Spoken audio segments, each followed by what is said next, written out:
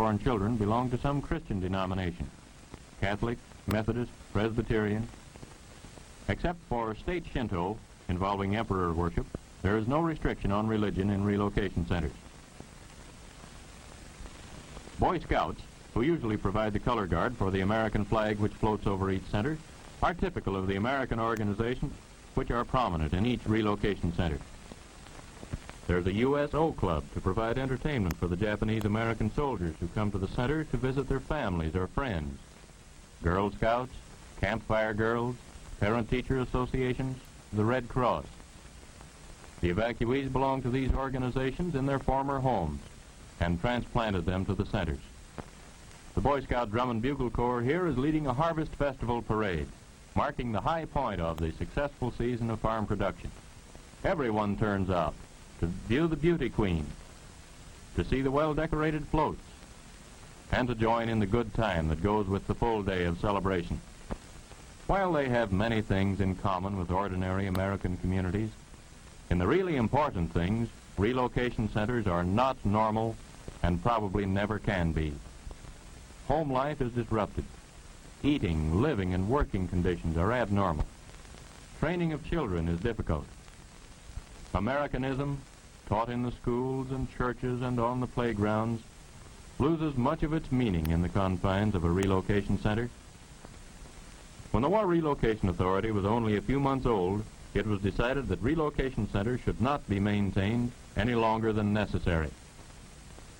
The first people to leave the relocation centers were volunteer workers recruited to help tend and later to harvest the sugar beet crop of the western states. Almost 1/10 of the evacuees volunteered for this seasonal work in 1942. The result of their labors was a year's sugar ration for about 10 million people. But work in the beet fields was temporary. Most of the people returned to the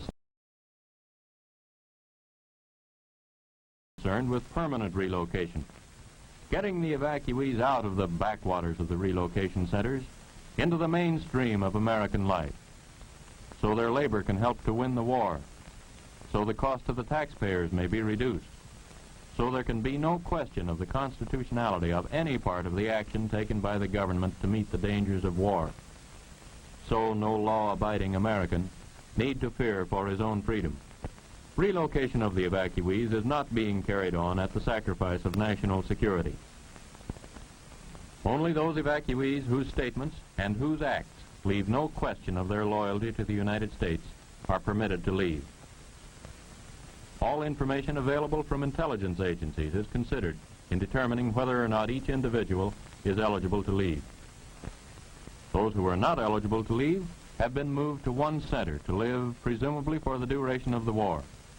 The others, established as law-abiding aliens or loyal Americans, are free to go whenever they like. Thousands already have gone. Here are a few of them. Nobura Aramura is examining corn for insects in a field in Illinois. Kenneth Sugioka used to operate his own orchard in Hollister, California.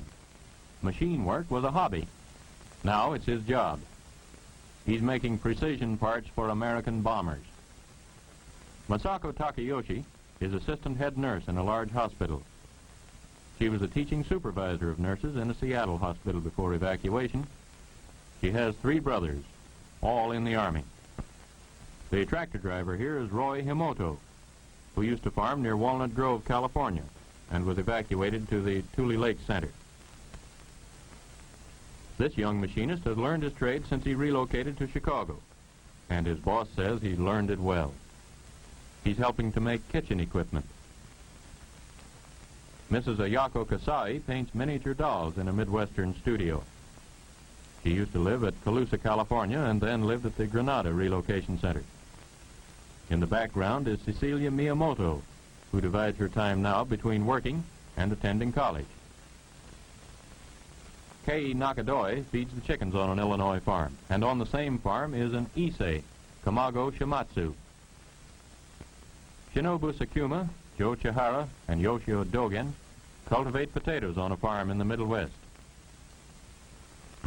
This is Ruth Nishi. Her father ran a fruit stand in Berkeley, California, and Ruth helped him. After living in the Poston Relocation Center, She moved to Chicago and has become a skillful turret lathe operator. These young men spraying potatoes are from the Minidoka Relocation Center. This boy liked the printing trade, but had no chance to learn it until after he had left the relocation center. He's helping to print some of the nation's supply of magazines. American eggs are shipped all over the world, to Americans in the armed forces and to our allies. Mary Higuchi breaks eggs which are to be dried.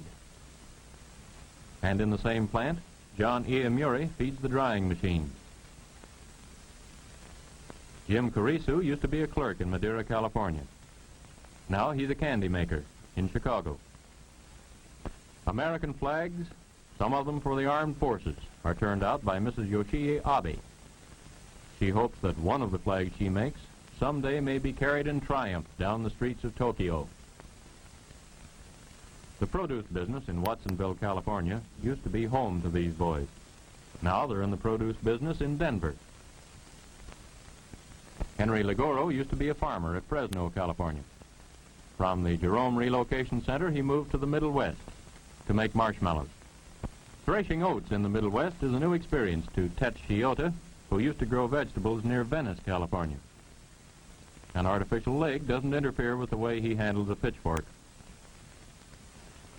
This young fellow, operating a bookbinding machine, is typical of the evacuees who are adjusting to new communities, getting along with their employers, fellow workers, and neighbors, and finding satisfaction in becoming self-supporting once more. The Americanism of the great majority of America's Japanese finds its highest expression in the thousands who are in the United States Army. Almost half of them are in a Japanese-American combat team, created by order of the Secretary of War early in 1943. Some of the volunteers came from Hawaii, some from the eastern part of the United States mainland, where there was no mass evacuation. Hundreds of them volunteered while they were in relocation centers.